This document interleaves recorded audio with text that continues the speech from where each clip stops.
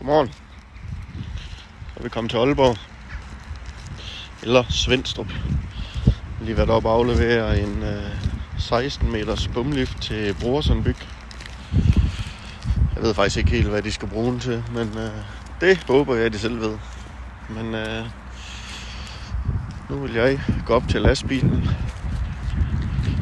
Jeg holder helt heroppe. Jeg vil ikke lige bakke herned, fordi at der kom mange folk hernede på firmaet, som skulle parkere deres biler, så jeg vil ikke holde i vejen for den. Jeg valgte lige at parkere helt heroppe ved hovedvejen. Der er lige en bitte gåtur forude.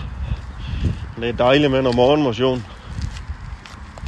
Så nu vil jeg køre hjem på firmaet og se, om Jakob og Majbrit, de har nogle andre gøremål til mig.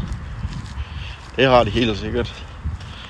Ellers så har jeg i hvert fald en lang liste hjemme på tavlen. En huskeliste over alle mulige små ting, jeg skal have gjort i løbet af, jeg skulle lige til at sige dagen, men den liste, den har vist været der længe. Men jeg må nok hellere se at få streget nogle af linjerne ud. Men